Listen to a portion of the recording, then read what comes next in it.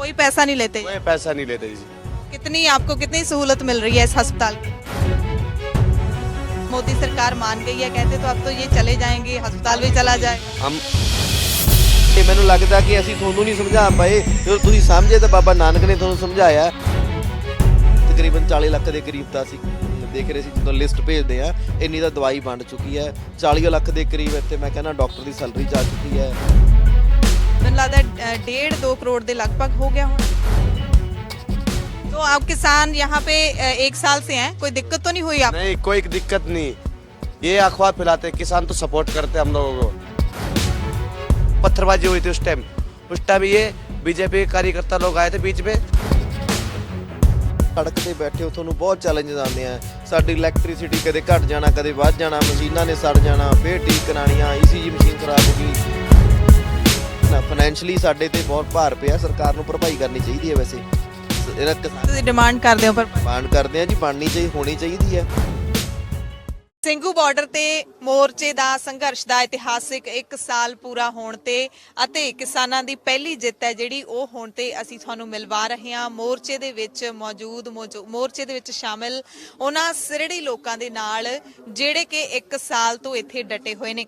ਇਹ ਸਿੰਘੂ ਬਾਰਡਰ ਜਿਹੜਾ ਹੈਗਾ ਸਟੇਜ ਹੈਗੀ ਹੈ, ਸਿੰਘੂ ਬਾਰਡਰ ਦੀ ਸਟੇਜ, ਉਹ ਤੋਂ ਇੱਧਰ ਆ ਕੇ ਥੋੜੀ ਜਿਹੀ ਦੂਰ ਆ ਕੇ ਕਿਸਾਨ ਮਜ਼ਦੂਰ ਏਕਤਾ ਹਸਪਤਾਲ ਹੈ ਜਿਹੜਾ ਉਹ ਅਸੀਂ ਤੁਹਾਨੂੰ ਦਿਖਾ ਰਹੇ ਹਾਂ। ਇਸ ਹਸਪਤਾਲ ਦੀਆਂ ਸੇਵਾਵਾਂ ਜਿਹੜੀਆਂ ਸ਼ੁਰੂ ਕੀਤੀਆਂ ਸੀ ਅਵਤਾਰ ਸਿੰਘ ਬੈਨੀਪਾਲ ਵੀਰ ਨੇ ਸ਼ੁਰੂ ਕੀਤੀਆਂ ਸੀ ਡੇਰਾ ਬੱਸੀ ਤੋਂ, ਤੇ ਉਹਨਾਂ ਦੇ ਨਾਲ ਆਪਾਂ ਗੱਲ ਕਰਾਂਗੇ ਕਿ ਇਸ ਹਸਪਤਾਲ ਨੇ, ਅਸੀਂ ਦੇਖਿਆ ਇਸ ਹਸਪਤਾਲ ਨੂੰ ਜਵਾਨ ਹੁੰਦੇ ਹੋਏ।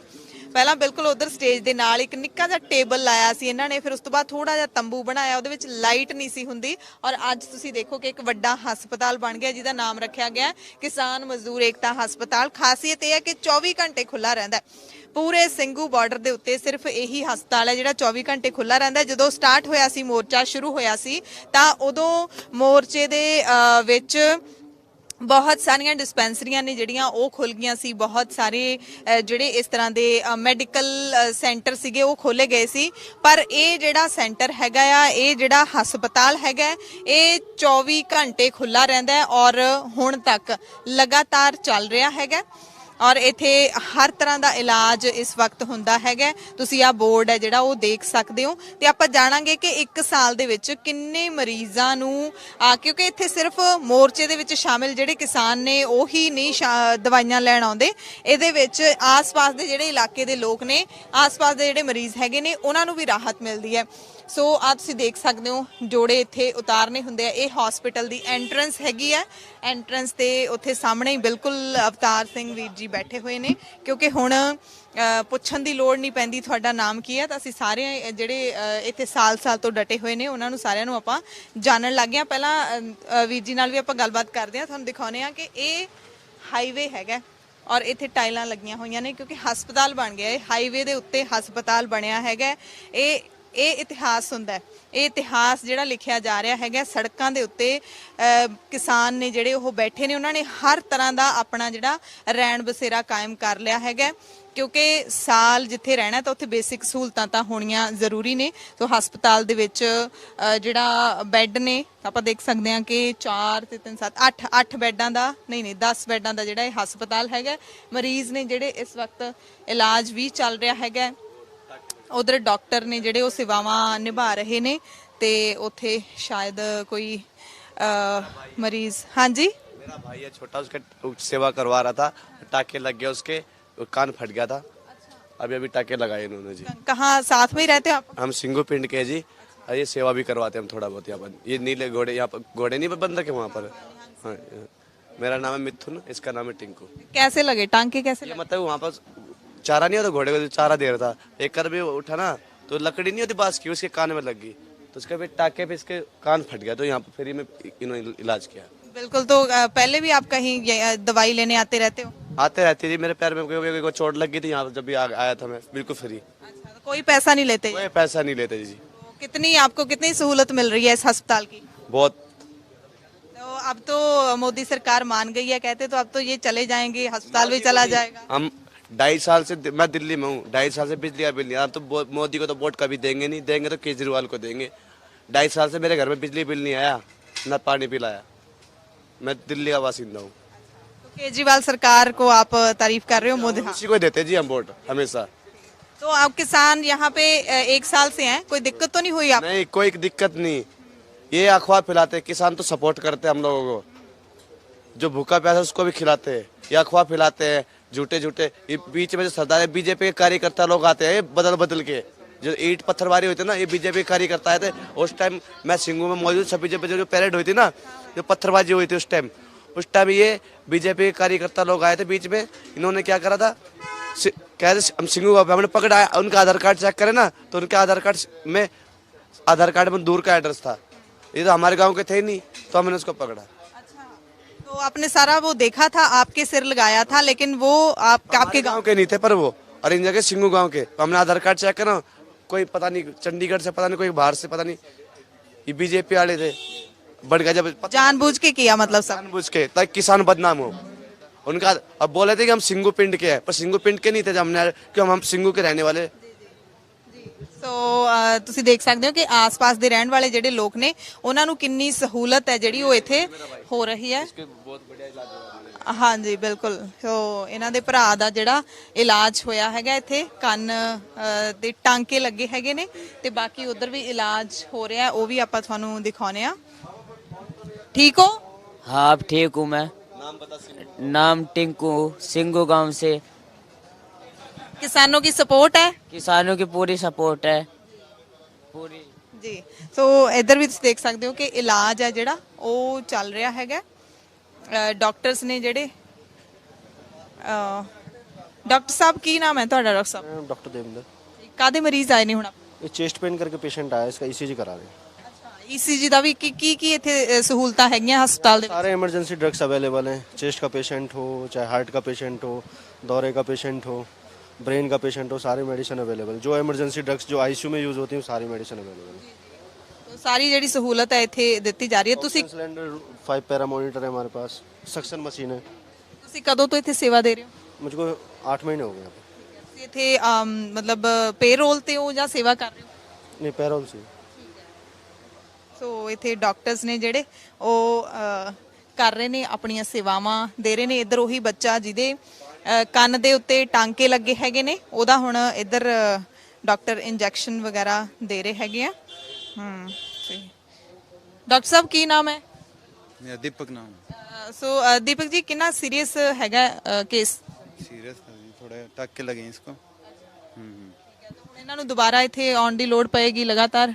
नहीं अब टैबलेट दे देंगे इसको, फिर इसके बाद 14 दिन बाद इसके टाके खुल जाएंगे। ਸੋ ਇਹ ਜਿਹੜੇ ਹੈਗੇ ਨੇ ਪੇਸ਼ੈਂਟ ਇੱਥੋਂ ਦੇ ਨੇ, ਆਸ-ਪਾਸ ਦੇ ਜਿਹੜੇ ਇਲਾਕਿਆਂ ਦੇ ਪੇਸ਼ੈਂਟ ਨੇ। ਸੋ ਹੁਣ ਅਵਤਾਰ ਵੀਰ ਜੀ ਦੇ ਨਾਲ ਆਪਾਂ ਗੱਲਬਾਤ ਕਰਾਂਗੇ। ਇੱਥੇ ਕਾਫੀ ਜਿਹੜੀ ਸੰਗਤ ਹੈ ਉਹ ਆਈ ਹੋਈ ਹੈ। ਸੋ ਲੋਕ ਵੀ ਮਿਲਣ ਆਉਂਦੇ ਨੇ ਕਿਉਂਕਿ ਵੱਡੀ ਸੇਵਾ ਹੈਗੀ ਆ। ਸੋ ਵੀਰ ਜੀ ਕੀ ਹਾਲ ਹੈ ਤੁਹਾਡਾ? ਹਾਂਜੀ, ਵਾਹਿਗੁਰੂ ਜੀ ਕਾ ਖਾਲਸਾ, ਵਾਹਿਗੁਰੂ ਜੀ ਕੀ ਫਤਿਹ। ਸਭ ਤੋਂ ਪਹਿਲਾਂ ਤਾਂ ਕੀ ਕਹਿਣਾ ਚਾਹੁੰਦੇ ਹੋ? ਜਿੱਤ ਦੇ ਨੇੜੇ ਹੋ ਹੁਣ। ਬਿਲਕੁਲ ਜੀ, ਮੋਰਚਾ ਚੜ੍ਹਦੀ ਕਲਾ। ਤੁਸੀਂ ਕੱਲੇ ਕੱਲੇ ਦੇ ਚਿਹਰੇ ਦੇਖੋ, ਉਹਨਾਂ ਚਿਹਰਿਆਂ ਚੋਂ ਜੋ ਜਿੱਤ ਦੀ ਖੁਸ਼ੀ ਤੁਹਾਨੂੰ ਦੇਖਣ ਨੂੰ ਮਿਲੂਗੀ, ਉਹਨੂੰ ਦੇਖ ਕੇ ਆਪਣਾ ਆਪ ਵੀ ਇੱਕ ਜੋਸ਼ ਆਉਂਦਾ ਅੰਦਰ ਵੀ ਇੰਨਾ ਦੇਰ ਬੈਠੇ ਆ। ਸੋ ਸਬਰ ਦੇ ਨਾਲ ਜਿਹੜੀ ਲੜਾਈ ਹੈ ਉਹ ਕੱਲੀ ਪੰਜਾਬ ਦੀ ਨਹੀਂ ਰਹੀ, ਹਰਿਆਣਾ, ਹਿਮਾਚਲ, ਹਰ ਇੱਕ ਸਟੇਟ ਜੁੜੀ, ਹਰ ਇੱਕ ਸਟੇਟ ਚੋਂ ਕਿਸਾਨ ਜਾਗਰੂਕ ਹੋਇਆ। ਜਦੋਂ ਉਹਨਾਂ ਨੂੰ ਪਤਾ ਚੱਲਿਆ ਵੀ ਹਾਂ ਹੁਣ ਇਹ ਤੇ ਪੂਰੇ ਵਰਲਡ 'ਚ ਇਹ ਜਿੱਥੇ ਜਾਂਦੇ ਸੀ ਬਾਹਰ ਵੀ ਪ੍ਰਾਈਮ ਮਿਨਿਸਟਰ ਤਾਂ ਉੱਥੇ ਵਿਰੋਧ ਹੁੰਦਾ ਸੀ, ਤਾਂ ਇਹ ਇੱਕ ਬਹੁਤ ਵੱਡਾ ਅੰਦੋਲਨ ਵਰਲਡ ਲੈਵਲ ਤੇ ਹੋਇਆ। ਸੋ ਉਹਦੀ ਜਿੱਤ ਵੀ ਹੁਣ ਵਰਲਡ ਲੈਵਲ ਤੇ ਦਿਖਾਈ ਦੇ ਰਹੀ ਹੈ। ਬਿਲਕੁਲ। ਸੋ ਤੁਸੀਂ 1 ਸਾਲ ਤੋਂ ਡਟੇ ਹੋਏ ਹੋ। ਅਸੀਂ ਲਗਾਤਾਰ ਉਹਨਾਂ ਯੋਧੇ ਹੀ ਮੈਂ ਕਹਾਂਗੀ, ਇਸ ਸੰਘਰਸ਼ ਦੇ ਯੋਧੇ ਜਿਹੜੇ 1 ਸਾਲ ਤੋਂ ਇੱਥੇ ਡਟੇ ਹੋਏ ਨੇ, ਵਿੱਚ ਉਤਰਾ ਚੜਾਅ ਵੀ ਆਏ ਨੇ, ਬੰਦਾ ਥੱਲੇ ਨੂੰ ਵੀ ਜਾਂਦਾ ਹੈ, ਡਿੱਗਦਾ ਢਹਿੰਦਾ ਹੈ ਮਾਨਸਿਕ ਤੌਰ ਤੇ, ਫਿਰ ਵੀ ਇੱਥੇ ਬੈਠੇ ਹੋ। ਤੇ ਇੰਨੇ ਟਾਈਮ ਦੇ ਵਿੱਚ ਇਸ ਹਸਪਤਾਲ ਨੇ ਕਿੰਨੇ ਲੋਕਾਂ ਦੀ ਐਸਟੀਮੇਟ ਸੇਵਾ ਕਰਤੀ ਹੋਣੀ? ਕੋਈ ਰਿਕਾਰਡ ਆਪਾਂ ਰੱਖਿਆ ਹੋਇਆ? ਹਾਂਜੀ ਹਾਂ, ਬਿਲਕੁਲ ਰਿਕਾਰਡ ਤਾਂ ਰੱਖਣਾ ਪੈਂਦਾ ਇੱਥੇ, ਸੋ ਜ਼ਰੂਰੀ ਵੀ ਹੈ।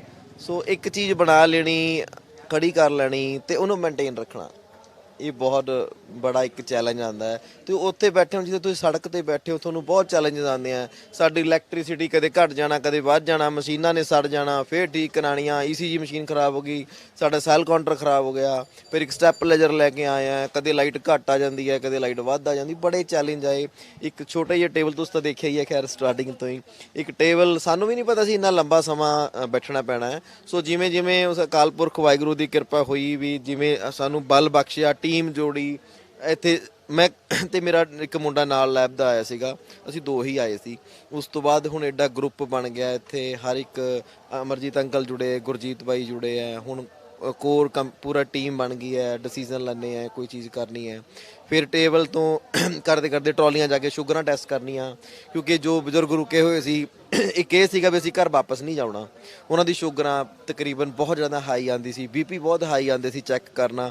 ਸੋ ਕਈਆਂ ਨੂੰ ਜਿਹੜੇ ਦੌਰੇ ਵਾਲੇ ਪੇਸ਼ੈਂਟ ਸੀ, ਮੈਡੀਸਿਨ ਚੱਲਦੀਆਂ, ਉਹ ਰੂਟੀਨ ਦੀ ਮੈਡੀਸਿਨ ਤਾਂ ਇੱਥੇ ਮਿਲਦੀ ਸੀ, ਪਰ ਉਹ ਜਿਹੜੀਆਂ ਦਵਾਈਆਂ ਸਪੈਸ਼ਲ ਹੁੰਦੀਆਂ ਉਹ ਨਹੀਂ ਮਿਲ ਪਾਣੀਆਂ, ਦੌਰੇ ਪੈ ਜਾਣਾ, ਸਾਡੇ ਕੋਲ ਆਣਾ। ਇੱਥੋਂ ਅਸੀਂ ਫਿਰ ਚੁੱਕ ਕੇ ਜਦੋਂ ਮੈਡੀਕਲ ਕੈਂਪ ਸੀਗਾ, ਆਲਮੋਸਟ 30-35 ਮੈਡੀਕਲ ਕੈਂਪ ਸੀਗੇ, ਉਹ ਸਾਰਿਆਂ ਨੇ ਵੀ ਕਿੱਥੇ ਭੇਜੀ ਹੁਣ ਪੇਸ਼ੈਂਟ ਨੂੰ, ਸੋਨੀਪਤ ਭੇਜੀਏ। ਟ੍ਰੈਫਿਕ ਇੰਨੀ ਜ਼ਿਆਦਾ ਕਿ ਤੋਂ ਪੈਦਲ ਨਿਕਲਣਾ ਮੁਸ਼ਕਿਲ ਹੈ, ਐਂਬੂਲੈਂਸ ਕੱਢਣੀ ਵੀ ਬੜਾ ਇੱਕ ਆਪਣੇ ਆਪ ਚੈਲੰਜ ਸੀਗਾ। ਸੋ ਉਸ ਟਾਈਮ ਸੋਚਿਆ ਗਿਆ ਕਿ ਮੈਂ ਡਾਕਟਰ ਨੂੰ ਡੇਰਾਬੱਸੀ ਗੱਲ ਕੀਤੀ ਵੀ ਇੱਕ ਆਪਾਂ ਹਸਪੀਟਲ ਸ਼ੁਰੂ ਕਰਨਾ, ਤੁਸੀਂ ਸਪੋਰਟ ਕਰੋ ਸਾਨੂੰ। ਤਾਂ ਉਹਨਾਂ ਨੇ 1 ਲੱਖ ਸੈਲਰੀ ਸੀ ਉਹਨਾਂ ਦੀ ਤੇ ਸਟਾਫ ਦੀ ਸੀ 30,000, ਤੇ ਉਹ ਸ਼ੁਰੂ ਕੀਤਾ 4 ਬੈੱਡ ਦਾ। ਇਹ ਇਸੇ ਟੈਂਟ 'ਚ ਕੀਤਾ ਸੀ, ਸਿੰਗਲ 'ਚ। ਫਿਰ ਇਹਦਾ ਲੱਗਿਆ ਵੀ ਇਹ 'ਚ ਐਡਮਿਸ਼ਨ ਜ਼ਿਆਦਾ ਹੋ ਰਹੀਆਂ, ਇੱਕ ਬੈੱਡ ਤੇ ਸਾਨੂੰ 2-2 ਲੈਣੇ ਪੈ ਰਹੇ ਆ। ਬਟ ਇਹ ਸੀਗਾ ਵੀ ਉਹ ਜਦੋਂ ਦੌਰੇ ਵਾਲੇ ਪੇਸ਼ੈਂਟ ਸੀਗੇ ਉਹ ਕਿਉਰ ਹੋ ਜਾਂਦੇ ਸੀ, ਫਾਰਮੈਸੀ ਅੱਡ ਕੱਢਤੀ, 10 ਬੈੱਡ ਦਾ ਕਰਤਾ। ਫਿਰ ਖਾਲਸਾ ਏਡ ਨੇ ਸਪੋਰਟ ਕੀਤੀ, ਜੋ ਡਾਕਟਰ ਦੀ ਸੈਲਰੀ ਸੀਗੀ ਉਹ ਡਾਕਟਰ ਤੁਸੀਂ ਵਧਾ ਲਓ ਤੇ ਅਸੀਂ ਹੋਰ ਸਪੋਰਟ ਕਰ ਦਿੰਦੇ ਆ। ਸੋ ਕਿੰਨੇ ਡਾਕਟਰ ਹੁਣ ਤੱਕ ਤੁਸੀਂ ਪੇਰੋਲ ਤੇ ਰੱਖੇ? ਸਾਡੇ ਕੋਲ ਤਕਰੀਬਨ ਪੌਣੇ 4 ਲੱਖ ਰੁਪਏ ਦਾ ਮਹੀਨੇ ਦਾ ਖਰਚਾ ਸੀਗਾ ਜੀ। ਤੇ ਹੁਣ ਵੀ ਇੰਨਾ ਹੀ ਚੱਲ ਰਿਹਾ? ਹਾਂਜੀ ਹਾਂਜੀ ਬਿਲਕੁਲ, ਕਿਉਂਕਿ 24/7 ਹੈ, ਦਿਨ ਰਾਤ ਦਾ ਹੈਗਾ। So nursing staff, pharmacy staff, lab staff, corona 'ਚ ਵੀ, ਕਰੋਨਾ ਤੋਂ ਬਾਅਦ ਵੀ, ਹੁਣ ਡੇਂਗੂ 'ਚ ਵੀ, ਜਿਹੜੀ ਵੀ ਆ ਕਿਸੇ ਨੂੰ ਕੋਈ ਪ੍ਰੋਬਲਮ ਆਉਂਦੀ ਹੈ ਤਾਂ ਪਹਿਲਾਂ ਉਹਦੀ ਇਨਵੈਸਟੀਗੇਸ਼ਨ ਟੈਸਟ ਕਰਾਏ ਜਾਂਦੇ ਆ ਜੇ ਜ਼ਰੂਰਤ ਹੁੰਦੀ ਹੈ ਟੈਸਟ। ਕਿਉਂਕਿ ਸਾਡੀ ਤਾਂ ਮਸ਼ੀਨਾਂ ਖਰਾਬ ਹੋ ਗਈ ਸੀਗੀ ਇੱਥੇ, ਉਹ ਕਾਸਟਲੀ ਮਸ਼ੀਨਾਂ ਸੀਗੀਆਂ। ਸੋ ਮੈਂ ਸੈਲਫੀ ਲੈ ਕੇ ਆਇਆ ਸੀ ਆਪਣੇ ਵੱਲੋਂ ਹੀ। ਸੋ ਜਿੰਨਾ ਕੁ ਹੋ ਸਕਿਆ ਮੈਂ ਆਪਣੇ ਵੱਲੋਂ ਵੀ ਕੀਤਾ ਹੈ। ਸੋ ਬਾਕੀ ਸੰਗਤ ਦਾ ਇੰਨਾ ਭਾਰੀ ਸਹਿਯੋਗ ਰਿਹਾ ਹੈ, ਕਿਉਂਕਿ ਇਹ ਏਡਾ ਵੱਡਾ ਹਸਪੀਟਲ ਚਲਾਉਣਾ ਇਕੱਲਿਆਂ ਦੀ ਬਸ ਦੀ ਗੱਲ ਨਹੀਂ ਸੀ, ਇਹ ਸੰਗਤ ਦੇ ਸਹਿਯੋਗ ਨਾਲ ਹੀ ਚਲਾਇਆ। ਅਸੀਂ ਤਾਂ ਇੱਕ ਜ਼ਰੀਆ ਹੀ ਬਣੇ ਆ ਵੀ ਹਾਂ ਚਲੋ ਸੇਵਾ ਆ ਗਈ ਹੈ। ਹੁਣ ਲੱਖਾਂ ਦੀ, ਤਕਰੀਬਨ 40 ਲੱਖ ਦੇ ਕਰੀਬ ਤਾਂ ਅਸੀਂ ਦੇਖ ਰਹੇ ਸੀ ਜਦੋਂ ਲਿਸਟ ਭੇਜਦੇ ਆ, ਇੰਨੀ ਤਾਂ ਦਵਾਈ ਵੰਡ ਚੁੱਕੀ ਹੈ। 40 ਲੱਖ ਦੇ ਕਰੀਬ ਇੱਥੇ ਮੈਂ ਕਹਿੰਦਾ ਡਾਕਟਰ ਦੀ ਸੈਲਰੀ ਜਾ ਚੁੱਕੀ ਹੈ, ਤੇ ਬਾਕੀ ਜਿਹੜੇ ਹੋਰ ਖਰਚੇ ਨੇ ਉਹਨਾਂ ਨੂੰ ਅਸੀਂ ਕਾਊਂਟ ਹੀ ਨਹੀਂ ਕਰਦੇ। ਸੋ ਸਾਲ ਵੀ ਲੱਗਿਆ, ਮੈਂ ਤਾਂ ਇਹੀ ਸਰਕਾਰ ਤੋਂ ਵੀ ਸਵਾਲ ਆਉਂਦਾ ਹੈ, ਚਲੋ ਸੇਵਾ ਤਾਂ ਅਸੀਂ ਇਹੀ ਜੋ ਜਿੰਨੀ ਇਨਵੈਸਟਮੈਂਟ ਲੰਗਰਾਂ 'ਚ ਹੋਰ ਸਾਡੀ ਇੱਥੇ ਤੁਸੀਂ ਫਾਈਨੈਂਸ਼ਲੀ ਲਗਵਾਈ ਹੈ, ਠੀਕ ਹੈ ਨਾ, ਉਹਨੇ ਤੇ ਤਾਂ ਪੰਜਾਬ ਨੂੰ ਅਸੀਂ ਇੱਕ ਮਤਲਬ ਵੱਖਰਾ ਹੀ ਬਣਾ ਸਕਦੇ ਸੀ। ਸੋ ਪਰ ਗੱਲ ਇਹ ਆ ਗਈ ਵੀ 1 ਸਾਲ ਬੈਠੇ, ਸ਼ਹਾਦਤਾਂ ਵੀ ਦਿੱਤੀਆਂ, ਇੰਨੇ ਸਾਡੇ ਕਿਸਾਨਾਂ ਦਾ ਵੀ ਜੋ 750 ਦੇ ਕਰੀਬ ਡੈਥ ਵੀ ਹੋ ਚੁੱਕੀ ਹੈ। ਤੁਸੀਂ ਮੰਨਣਾ ਹੀ ਸੀ ਤਾਂ ਤੁਸੀਂ ਪਹਿਲਾਂ ਹੀ, ਕਿਉਂਕਿ ਤੁਹਾਨੂੰ ਪਤਾ ਹੀ ਸੀ ਵੀ ਤੁਸੀਂ ਉੱਥੇ ਗਲਤ ਤੋਂ, ਜੇ ਕੋਈ ਚੀਜ਼ ਸਾਨੂੰ ਨਹੀਂ ਚਾਹੀਦੀ ਸਾਡੇ ਲਈ ਉਹ ਨਹੀਂ ਠੀਕ ਹੈ। ਤੁਸੀਂ ਅੱਜ ਵੀ ਕਹਿ ਰਹੇ ਹੋ ਕਿ ਅਸੀਂ ਅੱਗੇ ਨੂੰ ਇੱਕ ਟੀਮ ਬਣਾਵਾਂਗੇ ਜਿਹੜੀ ਕਿਸਾਨਾਂ ਨਾਲ ਬਹਿ ਕੇ ਉਹਨਾਂ ਦੇ ਜੋ ਕਾਨੂੰਨ ਕੱਲ੍ਹ ਨੂੰ ਕੋਈ ਵੀ ਆਉਂਦਾ ਤਾਂ ਕਿਸਾਨਾਂ ਦੀ ਸਹਿਮਤੀ ਨਾਲ ਆਏ। ਤਾਂ ਇਹ ਤਾਂ ਸ਼ੁਰੂ ਤੋਂ ਹੀ ਕਹਿੰਦੇ ਆ ਰਹੇ ਆ, ਤੇ ਇਹੀ ਚੀਜ਼ ਸ਼ੁਰੂ ਤੋਂ ਸਮਝਾ ਰਹੇ ਆ। ਜਾਂ ਤੁਸੀਂ ਸਾਨੂੰ ਨਹੀਂ ਸਮਝਾ ਪਾਏ, ਮੈਨੂੰ ਲੱਗਦਾ ਕਿ ਅਸੀਂ ਤੁਹਾਨੂੰ ਨਹੀਂ ਸਮਝਾ ਪਾਏ। ਜਦੋਂ ਤੁਸੀਂ ਸਮਝੇ ਤਾਂ ਬਾਬਾ ਨਾਨਕ ਨੇ ਤੁਹਾਨੂੰ ਸਮਝਾਇਆ ਵੀ ਹੁਣ ਇਹਨੂੰ ਕਰ ਲੈ, ਤੇ ਨਹੀਂ ਤਾਂ ਨੁਕਸਾਨ ਬਹੁਤ ਹੋਣਾ। ਤੁਸੀਂ ਸਮਝੇ ਹੋ ਸ਼ਾਇਦ ਆਪਣੀਆਂ ਵੋਟਾਂ ਕਰਕੇ। ਸੋ ਇਹ ਬੜਾ ਵਧੀਆ ਜਵਾਬ ਹੈਗਾ ਕਿ ਜਿਵੇਂ ਕਿ ਸਰਕਾਰ ਨੇ, ਮੋਦੀ ਸਰਕਾਰ ਨੇ ਕਿਹਾ ਹੈਗਾ। ਉਸ ਤੋਂ ਬਾਅਦ ਖੇਤੀਬਾੜੀ ਮੰਤਰੀ ਨਰਿੰਦਰ ਤੋਮਰ ਨੇ ਵੀ ਕਿਹਾ ਹੈਗਾ ਕਿ ਅਸੀਂ ਸਮਝਾ ਨਹੀਂ ਸਕੇ ਹੈਗੇ, ਇਸ ਕਰਕੇ ਅਸੀਂ ਕਾਨੂੰਨ ਹੀ ਵਾਪਸ ਹੈ ਜਿਹੜਾ ਲੈ ਲੈਂਦੇ ਹਾਂ। ਤਾਂ ਵੀਰ ਜੀ ਨੇ ਕਿਹਾ ਕਿ ਸ਼ਾਇਦ ਅਸੀਂ ਨਹੀਂ ਤੁਹਾਨੂੰ ਸਮਝਾ ਸਕੇ ਵੀ ਕਾਨੂੰਨ ਹੈਗੇ ਗਲਤ ਨੇ। ਸੋ ਵੀਰ ਜੀ ਤੁਸੀਂ 80 ਲੱਖ ਦਾ ਤਾਂ ਮੋਟਾ ਖਰਚਾ ਜਿਹੜਾ ਦੱਸਿਆ, ਮੈਨੂੰ ਲੱਗਦਾ ਫਿਰ 1 ਸਾਲ ਦੇ ਵਿੱਚ ਬਾਕੀ ਟੋਟਲ ਹਸਪਤਾਲ ਬਣਾਉਣ ਦਾ ਖਰਚਾ, ਮੇਨਟੇਨੈਂਸ ਸਾਰਾ ਮੈਨੂੰ ਲੱਗਦਾ 1.5-2 ਕਰੋੜ ਦੇ ਲਗਭਗ ਹੋ ਗਿਆ ਹੋਣਾ। ਬਹੁਤ ਖਰਚਾ ਜੀ, ਆ ਬੈੱਡ ਵਗੈਰਾ ਸਾਰਾ ਸਿਸਟਮ ਇੱਥੇ। ਸਾਡੇ ਕੋਲ ਕਿਹੜਾ ਪੰਜਾਬ 'ਚ ਹਸਪੀਟਲ ਸੀਗਾ, ਅਸੀਂ ਤਾਂ ਫਾਰਮੇਸੀ ਚਲਾਉਂਦੇ ਆ, ਲੈਬ ਦੀ ਸਾਥ ਸੀਗਾ ਉੱਥੇ। ਮੈਨੂੰ ਤਾਂ ਇੱਥੇ ਹਸਪੀਟਲ ਚਲਾਉਣ ਦਾ ਵੀ ਐਕਸਪੀਰੀਅੰਸ ਇੱਥੇ ਹੈਗੀ ਇਹ ਹੋਇਆ। ਸਾਡਾ ਕੋਈ ਪੰਜਾਬ 'ਚ ਹਸਪੀਟਲ ਨਹੀਂ ਸੀਗਾ, ਲੈਬ ਦਾ ਸੀਗਾ, ਬਟ ਇੱਥੇ ਇਹ ਸੀਗਾ ਵੀ ਕਰਨਾ ਹੈ। ਸੋ ਜ਼ਰੂਰਤ ਸੀਗੀ ਮੇਨ ਤਾਂ। ਹੁਣ ਉਹਦਾ ਫਾਇਦਾ ਕੀ ਹੋਇਆ, 25 ਤੋਂ 30 ਜਿੰਨੇ ਮੈਡੀਕਲ ਕੈਂਪ ਸੀਗੇ ਉਹ ਸਾਰੇ ਦੇ ਸਾਰੇ ਕਿਸੇ ਨੇ ਭੇਜਣਾ ਇੱਥੇ ਭੇਜ ਦਿੰਦੇ ਸੀ ਵੀ ਰਾਤ ਬਰਾਤ ਕੋਈ ਦਿੱਕਤ ਨਹੀਂ, ਤੁਸੀਂ ਉੱਥੇ ਲੈ ਜਾਓ, ਐਮਰਜੈਂਸੀ ਐਂਬੂਲੈਂਸ ਲੈ ਕੇ ਆਣਾ। ਹੁਣ ਜੋ ਇੰਨਾ ਖਰਚਾ ਸਾਡਾ ਲੱਖਾਂ ਦੇ ਹਿਸਾਬ ਨਾਲ, ਕਰੋੜਾਂ ਦੇ ਹਿਸਾਬ ਨਾਲ ਖਰਚੇ ਕਰਾਤੇ ਹੈ, ਇਕੱਲੇ ਮੈਡੀਕਲ ਦੇ ਨਹੀਂ ਹੈ। ਉਸ ਤੋਂ ਇਲਾਵਾ ਲੰਗਰ 'ਚ ਵੀ ਹੋਰ ਵੀ ਤੁਸੀਂ ਦੇਖੋਗੇ ਕਿੱਡੇ ਕਿੱਡੇ ਪੱਕੇ ਸ਼ੈਲਟਰ ਜੋ ਬਣੇ ਹੋਏ ਆ, ਇਹਨਾਂ ਦੇ ਖਰਚੇ। ਸੋ ਇੱਕ ਐਸਟੀਮੇਟ ਆਪਾਂ ਲਾ ਸਕਦੇ ਹਾਂ ਕਿ 1 ਅਰਬ ਤੱਕ ਸਾਰੇ ਮੋਰਚਿਆਂ ਦਾ ਮਿਲਾ ਕੇ ਹੁਣ ਤੱਕ ਖਰਚਾ ਹੋ ਗਿਆ ਹੋਣਾ 100 ਕਰੋੜ। ਜੀ ਹਲੇ ਤੇ ਮੈਂ ਕਹਿੰਦਾ ਹੋਰ ਵੱਧ ਸਕਦਾ। ਤੁਸੀਂ ਇੱਥੇ ਤੇਲ ਨੂੰ ਵੀ ਕਾਊਂਟ ਕਰੋ ਨਾ, ਪੰਜਾਬ ਤੋਂ ਤੁਰਦੇ ਆ ਇੱਕ ਟਰਾਲੀ ਅੰਮ੍ਰਿਤਸਰ ਤੋਂ 40,000 ਦਾ ਤੇਲ ਖਾਂਦੀ ਹੋਊਗੀ। ਤੋ ਸਾਡੇ ਤੋਂ ਤਾਂ ਕਮਾਈ ਕਰ ਗਏ ਇਹ, ਸਾਨੂੰ ਤਾਂ ਤੇਲ ਵੇਚ ਕੇ ਤੇਲ 'ਚ ਕਿੰਨਾ ਪ੍ਰੋਫਿਟ ਲੈ ਗਈ ਸਰਕਾਰ। ਠੀਕ ਹੈ, ਕਿੰਨੇ ਲੋਕਾਂ ਦੀ ਇੱਥੇ ਪਲੇਟਾਂ ਇਹ ਉਹ, ਕਿੰਨੇ ਲੋਕਾਂ ਨੂੰ ਰੋਜ਼ਗਾਰ ਮਿਲਿਆ ਇੱਥੋਂ। ਠੀਕ ਹੈ, ਪਰ ਮੋਰਚਾ ਹੁੰਦਾ ਹੈ ਉਹੀ ਸਟਾਰਟਿੰਗ 10-15 ਦਿਨ ਦਾ। ਠੀਕ ਹੈ ਨਾ, ਫਾਈਨੈਂਸ਼ਲੀ ਸਾਡੇ ਤੇ ਬਹੁਤ ਭਾਰ ਪਿਆ, ਸਰਕਾਰ ਨੂੰ ਭਰਪਾਈ ਕਰਨੀ ਚਾਹੀਦੀ ਹੈ। ਵੈਸੇ ਇਹਨਾਂ ਕਿਸਾਨ ਤੁਸੀਂ ਡਿਮਾਂਡ ਕਰਦੇ ਹੋ ਪਰ ਡਿਮਾਂਡ ਕਰਦੇ ਆ ਜੀ, ਬਣਨੀ ਚਾਹੀਦੀ, ਹੋਣੀ ਚਾਹੀਦੀ ਹੈ। ਠੀਕ ਹੈ ਨਾ, ਸੇਵਾ ਹੋਈ ਆ, ਲੋਕਾਂ ਦੀ ਵੀ ਸੇਵਾ ਹੋਈ ਆ, ਲੰਗਰ ਦਾ ਵੀ ਚਲੋ ਹੋਇਆ। ਲੰਗਰ ਤਾਂ ਚਲੋ ਸਾਡੇ ਗੁਰੂ ਮਹਾਰਾਜ ਦੀ ਕਿਰਪਾ ਨਾਲ ਕਦੇ ਥੋੜੇ ਨਹੀਂ ਆਂਦੀ, ਪੰਜਾਬ 'ਚ ਵੀ ਬਹੁਤ ਲੰਗਰ ਚੱਲਦੇ ਆ। ਪਰ ਮੰਗ ਕਰਦੇ ਆ ਅਸੀਂ ਜਿਹੜੇ 750 ਪਰਿਵਾਰ ਹੈ ਐਟਲੀਸਟ ਉਹਨਾਂ ਲਈ ਤਾਂ ਸਰਕਾਰ ਨੂੰ ਕੋਈ ਕਰਨਾ ਚਾਹੀਦਾ।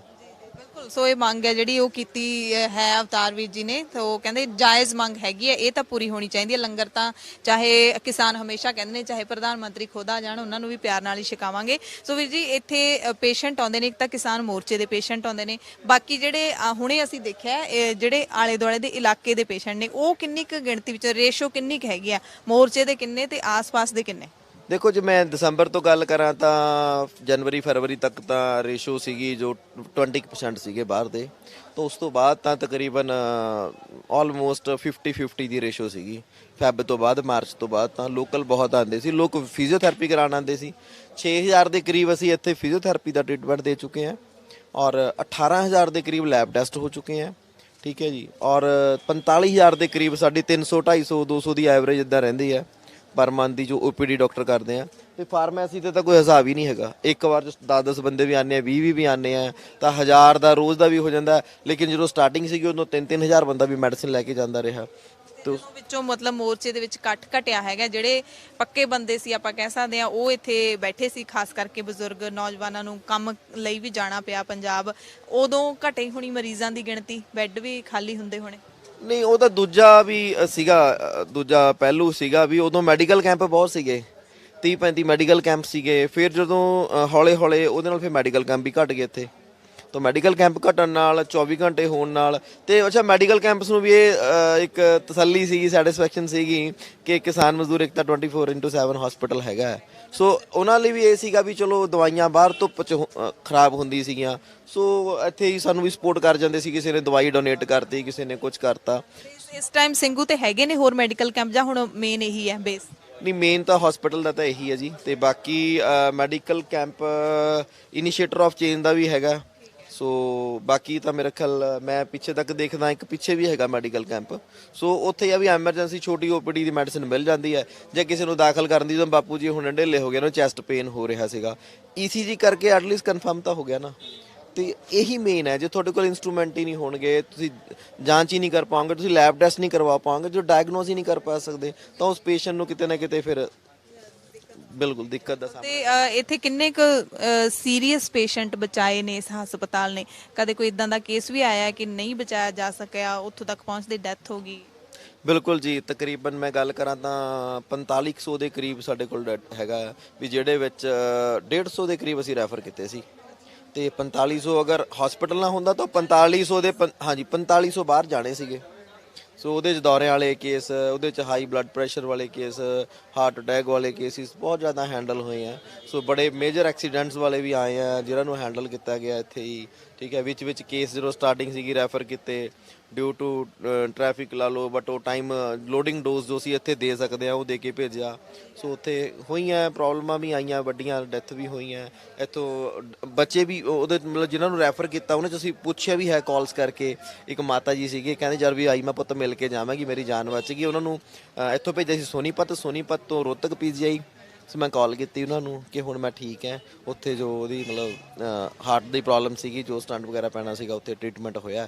ਸੋ ਉਸ ਤੋਂ ਬਾਅਦ ਬਹੁਤ ਇੱਦਾਂ ਦੀ, ਕਿਉਂਕਿ ਅਗਰ ਸਮੇਂ ਸਿਰ ਡਾਇਗਨੋਸ ਕਰ ਲਾਂਗੇ, ਸਮੇਂ ਸਿਰ ਅਗਲੇ ਨੂੰ ਅਸੀਂ ਰੈਫਰ ਕਰਾਂਗੇ, ਸਮੇਂ ਸਿਰ ਉਹਦਾ ਟ੍ਰੀਟਮੈਂਟ ਹੋਊਗਾ ਅੱਗੇ, ਤਾਂ ਜਾਨ ਨੂੰ ਬਚਾਇਆ ਜਾ ਸਕਦਾ ਹੈ। ਸੋ ਵੀਰ ਜੀ ਆਖਰੀ ਸਵਾਲ ਮੈਂ ਪੁੱਛਾਂਗੀ, ਤੇ ਕਿਸਾਨ ਮੋਰਚਾ ਹੈਗਾ ਜਿਹੜਾ ਉਹ ਤਕਰੀਬਨ ਜਿੱਤ ਦੇ ਨੇੜੇ ਹੈਗਾ, ਸਰਕਾਰ ਤਕਰੀਬਨ ਮੰਨ ਚੁੱਕੀ ਹੈ, ਤੇ ਕਿਸਾਨ ਮਜ਼ਦੂਰ ਏਕਤਾ ਹਸਪਤਾਲ ਇੱਥੋਂ ਕਿਤੇ ਹੋਰ ਸ਼ਿਫਟ ਹੋਏਗਾ, ਇੱਥੇ ਹੀ ਰਹੂਗਾ ਜਾਂ ਫਿਰ ਬੰਦ ਹੋ ਜਾਊਗਾ, ਕੀ ਹੋਊਗਾ? ਨਹੀਂ, ਬੰਦ ਨਹੀਂ ਹੋਏਗਾ। ਇਹ ਇੱਕ ਇਦਾਂ ਦਾ ਹਸਪੀਟਲ ਹੈ ਮੈਨੂੰ ਇੱਕ ਅੰਕਲ ਦੀ ਕਾਲ ਆਈ, ਉਹ ਮੁੰਬਈ ਸੀਗੇ, ਕਹਿੰਦੇ ਉਹਨੇ ਫੋਟੋਆਂ ਦੇਖੀਆਂ ਮੇਰੀ, ਉਹ ਆਰਮੀ ਆਫੀਸਰ ਸੀਗੇ, ਕਹਿੰਦੇ ਮੈਨੂੰ ਆਪਣੀ ਆਰਮੀ ਦੇ ਟਾਈਮ ਦੀ ਯਾਦ ਆ ਗਈ ਵੀ ਇਦਾਂ ਦੇ ਕੈਂਪਿੰਗ ਸਾਡੇ ਉੱਥੇ ਹੁੰਦੇ ਸੀ। ਸੋ ਇਹ ਹਸਪੀਟਲ ਅਸੀਂ ਬਾਈ ਅਮਰਜੀਤ ਸਿੰਘ ਜੀ ਚਲਾਂਗ ਜਿਹੜੇ ਜਲੰਧਰ ਤੋਂ ਬਿਲੋਂਗ ਕਰਦੇ ਨੇ, ਉਹਨਾਂ ਦੇ ਏਰੀਆ 'ਚ ਉੱਥੇ ਜਾ ਕੇ ਲੰਘਾਉਣਾ ਹੈ। ਇਹ ਸੇਵਾ ਇਦਾਂ ਹੀ ਚੱਲੂਗੀ, ਸਾਰਾ ਬੈੱਡ ਸਭ ਕੁਝ ਉੱਥੇ ਹੀ ਜਾਣਾ ਹੈ ਤੇ ਵਿਦਆਊਟ ਕਿਸੇ ਆਪਾਂ ਬਿਲਡਿੰਗ ਨਹੀਂ ਬਣਾਣੀ, ਇਹਨੂੰ ਇਦਾਂ ਹੀ ਲਾਣਾ ਹੈ ਜਿੱਦਾਂ। ਉੱਥੇ ਜਗ੍ਹਾ ਤੁਸੀਂ ਕਰ ਲਈ ਫਿਰ ਨਿਸ਼ਚਿਤ? ਹਾਂਜੀ ਹਾਂਜੀ, ਇਹ ਐਦਾਂ ਹੀ ਭੋਗਪੁਰ ਇਲਾਕੇ 'ਚ ਜਾਊਗਾ, ਉੱਥੇ ਪੂਰੀ ਸੇਵਾ ਅੰਕਲ ਜੀ ਕਹਿੰਦੇ ਸੀ ਕਰਾਂਗੇ। ਤੇ ਲਾਈਫ ਕੇਅਰ ਫਾਊਂਡੇਸ਼ਨ ਨਾਲ ਮਿਲ ਕੇ ਜਿੰਨਾ ਹੋ ਸਕਿਆ ਆਪਾਂ ਉਹਨੂੰ ਵੱਧ ਤੋਂ ਵੱਧ ਵਧੀਆ ਲੋਕਾਂ ਨੂੰ ਮੈਡੀਕਲ ਸਹੂਲਤਾਂ ਤਾਂ ਇੱਥੇ ਨਹੀਂ ਖਤਮ ਹੋ ਜਾਂਦੀਆਂ, ਪੰਜਾਬ 'ਚ ਵੀ ਜ਼ਰੂਰਤ ਹੈ। ਸੋ ਇਹ ਨਾਲ ਯਾਨੀ ਕਿ ਕਿਸਾਨ ਮਜ਼ਦੂਰ ਏਕਤਾ ਇਸੇ ਤਰ੍ਹਾਂ ਫ੍ਰੀ ਸੇਵਾਵਾਂ ਦੇਊਗਾ ਆਪਣੀਆਂ। ਬਿਲਕੁਲ ਜੀ, ਹਸਪੀਟਲ ਇਦਾਂ ਹੀ ਚੱਲੇਗਾ, ਬਟ ਹਸਪੀਟਲ ਨੂੰ ਉੱਥੇ ਜੋ ਕੋਰਟ 'ਚ ਡਿਸੀਜਨ ਹੋਊਗਾ ਵੀ ਸੈਲਫ ਸਸਟੇਨ ਵੀ ਕਰਾਂਗੇ ਅਸੀਂ, ਵੀ ਉਹ ਹਸਪੀਟਲ ਗਰੀਬਾਂ ਦਾ ਜੋ ਹੈ ਫ੍ਰੀ ਇਲਾਜ ਹੋਏ। ਸੋ ਉਹਦੇ ਲਈ ਜੋ ਵੀ ਇਹਦੇ 'ਚ ਆਪਾਂ ਨੂੰ ਹੋਰ ਅੱਗੇ ਇਹਨੂੰ ਵਾਧਾ ਕਰਨ ਲਈ ਜੋ ਵੀ ਮਤਲਬ ਸਟੈਪ ਲੈਣੇ ਪੈਣਗੇ ਅਸੀਂ ਕਰਾਂਗੇ। ਤੇ ਹੋਰ ਸੰਗਤ ਦਾ ਸਹਿਯੋਗ ਵੀ ਚਾਹੀਦਾ ਹੋਊਗਾ ਤੇ ਟਰਾਂਸਪੇਰੈਂਸੀ ਨਾਲ ਉਹ ਸੰਗਤ ਦੇ ਸਹਿਯੋਗ ਨਾਲ ਉਹਨਾਂ ਲੋਕਾਂ ਦਾ ਇਲਾਜ ਵੀ ਹੋਊਗਾ ਉੱਥੇ। ਸੋ ਜਿਹੜਾ ਇਹ ਕਿਸਾਨਾਂ ਦੀ ਯਾਦ ਦੇ ਵਿੱਚ ਕਿਸਾਨ ਮਜ਼ਦੂਰ ਏਕਤਾ ਹਸਪਤਾਲ ਕਿਸਾਨ ਮੋਰਚੇ ਦੀ ਯਾਦ ਹੈ ਜਿਹੜੀ ਉਹ ਭੋਗਪੁਰ ਇਲਾਕੇ ਦੇ ਵਿੱਚ, ਜਲੰਧਰ ਦੇ ਭੋਗਪੁਰ ਇਲਾਕੇ ਦੇ ਵਿੱਚ ਤੁਸੀਂ ਦੇਖ ਸਕੋਗੇ। ਜਦੋਂ ਕਿਸਾਨ ਮੋਰਚਾ ਜਿੱਤਿਆ ਜਾਊਗਾ, ਸੰਪੂਰਨ ਹੋ ਜਾਊਗਾ ਤਾਂ ਹਸਪਤਾਲ ਉੱਥੇ ਸ਼ਿਫਟ ਹੋ ਜਾਊਗਾ। ਹਸਪਤਾਲ ਇਸੇ ਤਰ੍ਹਾਂ ਚੱਲਦਾ ਰਹੂਗਾ। ਸੋ ਹਾਂਜੀ, ਕੁਝ ਕਹਿਣਾ ਚਾਹ? ਬਾਕੀ ਜਿਹੜਾ ਸਾਡਾ ਇਲਾਕਾ ਹੈਗਾ, ਮੈਂ ਪਵਾਦ ਏਰੀਆ ਤੋਂ ਆਇਆ, ਸੋ ਉੱਥੇ ਫਿਰ ਚੰਡੀਗੜ੍ਹ ਦੇ ਨੇੜੇ ਆ, ਉੱਥੇ ਹਸਪੀਟਲ ਵੀ ਹੈਗੇ ਆ। ਚਲੋ ਅੰਕਲ ਕਹਿੰਦੇ ਵੀ ਸਾਡੇ ਉੱਥੇ ਜ਼ਰੂਰਤ ਹੈ ਤੇ ਕੋਰ ਟੀਮ 'ਚ ਹੀ ਡਿਸਾਈਡ ਹੋਇਆ ਸੀ ਵੀ ਉੱਥੇ ਹੀ ਲੱਗੇਗਾ। ਔਰ ਐਦਾਂ ਹੀ ਇੱਕ ਯਾਦ ਰਹੂਗੀ, ਸਾਡੇ ਬੱਚਿਆਂ ਨੂੰ ਵੀ ਯਾਦ ਰਹੂਗੀ, ਵੀ ਸਾਡੇ ਲਈ ਵੀ ਹੋਊਗਾ ਤੇ ਅਸੀਂ ਕਦੇ ਜਾਵਾਂ ਵੀ ਦੇਖੀਏ ਵੀ ਹਾਂ ਕਿੱਦਾਂ ਸੀਗਾ। ਇੱਕ ਮਤਲਬ ਕੋਈ ਵੀ ਹੁਣ ਬਹੁਤ ਸਾਰੀਆਂ ਬੁੱਕਸ ਲਿਖੀ ਜਾ ਰਹੀਆਂ, ਬਹੁਤ ਸਾਰਾ ਕੁਝ ਹੋ ਰਿਹਾ, ਮੋਰਚੇ ਤੇ ਬਹੁਤ ਕੁਝ ਹੋਣਾ ਹੈ। ਇਹ ਕੋਈ ਛੋਟੀ ਗੱਲ ਨਹੀਂ, ਬੜਾ ਇਤਿਹਾਸ ਰਚਿਆ ਗਿਆ ਜਿਹ 'ਚ ਬੱਚੇ ਵੀ ਯਾਦ ਕਰਨਗੇ। ਸੋ ਸਾਡੇ ਵੀ ਇਲਾਕੇ ਆ ਜਿਹੜਾ ਉਹਨਾਂ ਨੂੰ ਵੀ ਮਤਲਬ ਉਹਦੇ 'ਚ ਗੱਲ ਕਰਾਂ ਤਾਂ ਹਮਾਰੇ ਇਲਾਕੇ में ਹਸਪਤਾਲ ਬਹੁਤ ਜ਼ਿਆਦਾ ਹੈ। ਸੋ ਹਮਾਰੇ ਵਾਲੇ ਏਰੀਏ में ਸਾਰੇ ਉਧਰ ਜਿੰਨੇ ਲੋਕ ਹੈ, ਸੋ ਉੱਥੇ ਮੈਂ ਵਿੱਚ ਵੀ ਮਿਕਸ ਕਰ ਲੈਣਾ। ਪਵਾਦੀ ਜਦੋਂ ਸਾਹਮਣੇ ਪਵਾਦੀ ਵਾਲਾ ਹੁੰਦਾ ਫਿਰ ਮੈਂ ਪਵਾਦ ਵਧੀਆ ਬੋਲਦਾ। ਮੈਂ ਉਹੀ ਤੁਹਾਨੂੰ ਕਹਿਣਾ ਸੀ ਕਿ ਐਂਡ ਦੇ ਵਿੱਚ ਆਪਣੇ ਪੁਆਧੀ ਜਿਹੜੀ ਬੋਲਦੇ ਨੇ ਉਹਨਾਂ ਲਈ ਕੋਈ ਮੈਸੇਜ ਜ਼ਰੂਰ ਦਿਓ ਤੁਸੀਂ। ਦੇਖੋ ਭਾਈ ਐਂ ਬਾਤ ਹੈ ਵੀ ਆਪਣੇ ਜਿੰਨੇ ਵੀ ਪਵਾਦ में बैठे ਆ ਆਪਣੇ ਆਪਣੇ ਘਰਾਂ ਬੜੇ ਰਹਾ, तो इब तो जित गए, इब तो मोर्चे में आ जाओ, इब जित के तो नाल तुरना बहुत हो लिया, इब अपना चंडीगढ़ घूम लिए, होर काम कर लिया, इब इधर आ जाओ जरा।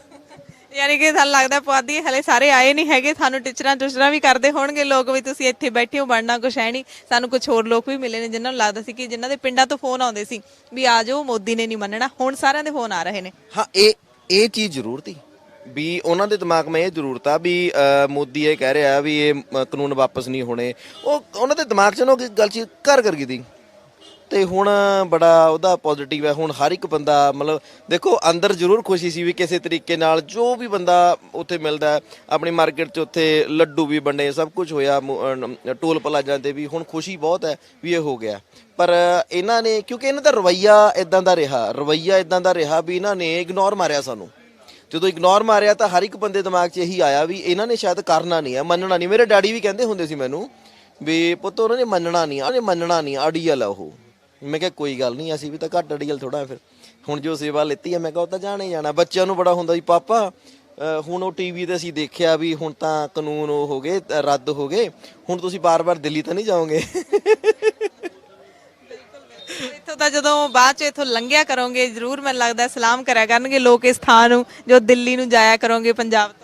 ਹਾਂਜੀ ਹਾਂ, ਇੱਕ ਮਤਲਬ ਬਿਲਕੁਲ ਇੱਥੇ ਜਦੋਂ ਆਪਾਂ ਜਿਮ ਵੀ ਜਾਈਦਾ ਉਹਨਾਂ ਨਾਲ ਵਧੀਆ ਦੋਸਤੀ ਪੈ ਗਈ ਤਾਂ ਮਿਲ ਕੇ ਵੀ ਜਾਣਾ ਪਿਆ ਕਰੂਗਾ। ਸੋ ਹਰ ਇੱਕ ਬੰਦਾ ਨਿਕਲੂਗਾ ਇੱਥੋਂ ਤਾਂ ਯਾਦ ਜ਼ਰੂਰ ਕਰੂਗਾ ਵੀ ਅਸੀਂ ਇੱਥੇ ਕਿ ਬੈਠੇ ਸੀ, ਇੱਥੇ ਕਿ ਅਸੀਂ ਟੈਲਾਂ ਲਾਈ ਸੀਗੀਆਂ ਇਸ ਰੋਡ ਤੇ।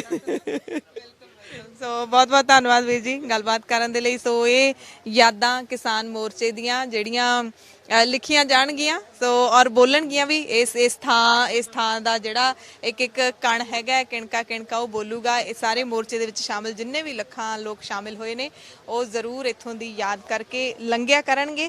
ਸੋ ਸਾਡੀ ਕੋਸ਼ਿਸ਼ ਇਹੀ ਹੈ ਕਿ ਕਿਸਾਨ ਮੋਰਚੇ ਦੇ 1 ਸਾਲ ਪੂਰੇ ਹੋਣ ਤੇ ਅਸੀਂ ਤੁਹਾਨੂੰ ਦਿਖਾਈਏ ਉਹ ਸਾਰੀਆਂ ਤਸਵੀਰਾਂ ਜਿਹੜੀਆਂ ਦਿਖਾਉਣ ਯੋਗ ਨੇ, ਦਿਖਾਉਣੀਆਂ ਬਣਦੀਆਂ ਨੇ। ਵੀਡੀਓ ਜਰਨਲਿਸਟ ਸਿਮਰਨਪ੍ਰੀਤ ਸਿੰਘ ਦੇ ਨਾਲ ਹਰਸ਼ਰਨ ਕੌਰ ਦਾ ਖਾਲਸ ਟੀਵੀ ਲਈ ਸਿੰਘੂ ਬਾਰਡਰ ਤੋਂ ਖਾਸ ਰਿਪੋਰਟ।